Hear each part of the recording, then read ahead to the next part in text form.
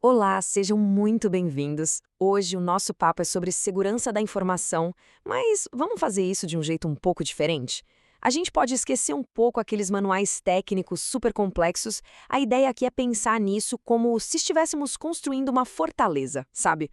Uma fortaleza para proteger o ativo mais valioso de qualquer negócio, a sua informação, os seus dados. Vamos entender juntos como erguer essa defesa, camada por camada. E esse aqui é o nosso plano de construção, o nosso projeto. A gente começa mapeando o terreno, o campo de batalha.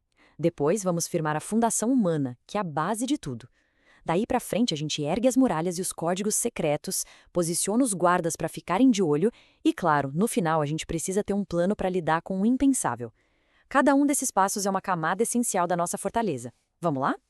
Então vamos para a primeira parte, o campo de batalha. Para defender um castelo, a primeira coisa é conhecer muito bem o terreno em volta, certo?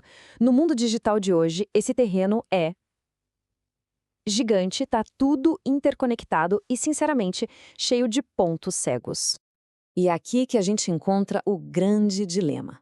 Antigamente, a segurança era, basicamente, proteger um perímetro físico, as paredes de um escritório. Hoje o nosso escritório se espalha pela internet inteira. Isso significa que as muralhas precisam estar em todo lugar ao mesmo tempo, e isso, claro, muda completamente as regras do jogo. Esse novo campo de batalha tem até um nome. É o tal do ambiente cooperativo. Pensa bem, hoje as empresas dependem de uma rede de parceiros, de clientes, de filiais para poder operar. Só que tem um problema, né? Cada uma dessas conexões é como se fosse uma nova porta na nossa fortaleza. Uma porta que precisa ser vigiada o tempo todo. Ok, agora vamos assentar a primeira e, olha, talvez a mais importante camada da nossa fortaleza, a fundação humana.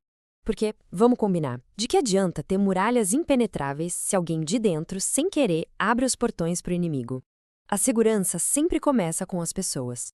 Já a primeira linha de defesa são as chaves do portão principal, as senhas.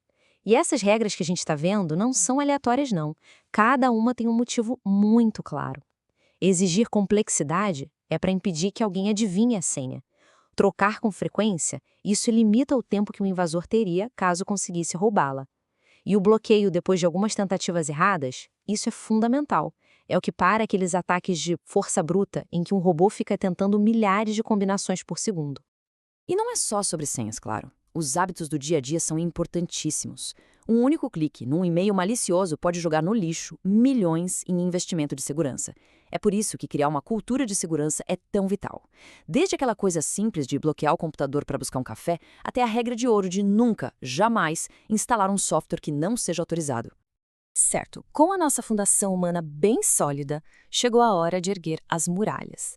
Agora a gente vai para a parte da tecnologia que torna a informação basicamente ilegível para quem está de fora. A gente vai falar de criptografia. A criptografia, na sua essência, é a arte de embaralhar a informação. É como pegar uma mensagem super clara e transformar num código que ninguém entende.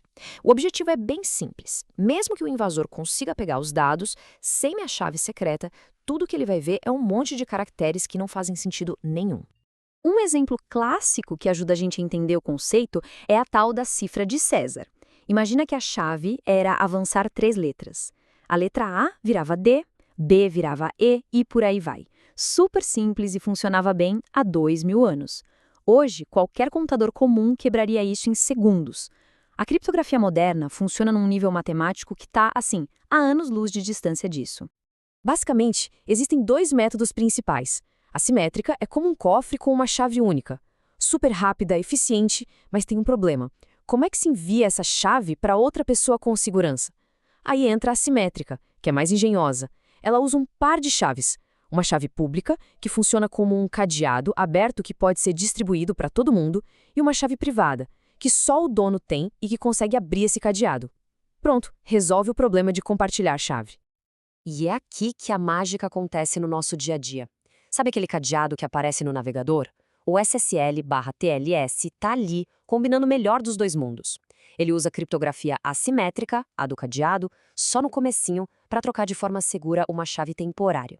A partir daí, toda a comunicação passa a usar a criptografia simétrica, que é bem mais rápida.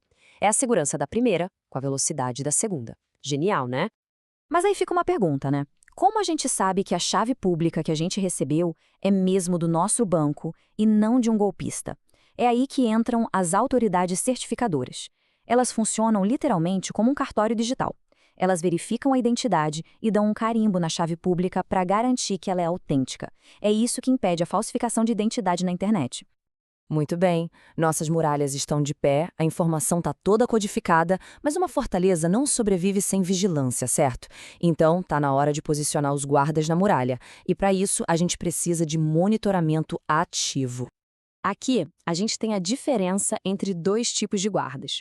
O IDS, que é o Sistema de Detecção de Intrusão, é aquele vigia que só grita, invasor! Ele alerta, mas não faz nada. Já o IPS, o Sistema de Prevenção de Intrusão, não só grita como já parte para a ação. Ele bloqueia a ameaça na hora. É a diferença entre um alarme de incêndio e aqueles sprinklers que já soltam água.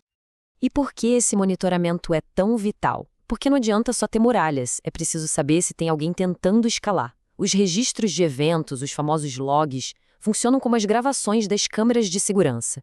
Mesmo que um ataque não dê em nada, os logs mostram exatamente o que o invasor tentou fazer. E isso permite reforçar aquele ponto específico da defesa para o futuro. Chegamos à última camada da nossa fortaleza, e talvez a mais humilde de todas. A gente precisa ser realista. Nenhuma defesa é 100% perfeita. Invasões acontecem, e é por isso que toda boa estratégia precisa ter um plano de fuga, um plano para quando o impensável de fato acontece. E aqui está o ponto central. Um plano de contingência não é só um documento técnico de TI, é um manual de sobrevivência do negócio.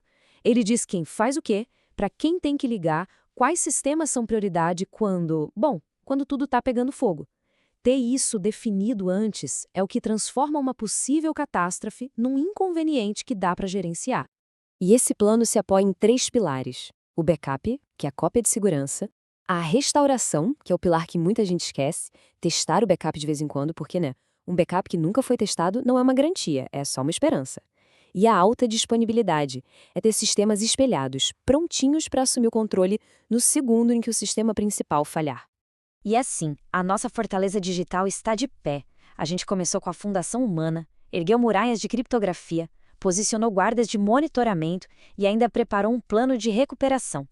Agora, para fechar, fica uma reflexão sobre o grande desafio de quem está do lado da defesa. Essa citação resume perfeitamente o que a gente chama de dilema do defensor. A segurança é um esforço totalmente assimétrico. Quem defende precisa proteger centenas de portas e janelas 24 horas por dia. Já o atacante, ele só precisa achar uma única fresta, uma única vez. E é exatamente por isso que cada camada da fortaleza que a gente construiu hoje não é opcional, é essencial. Proteger a informação é um processo contínuo de vigilância e de reforço constante.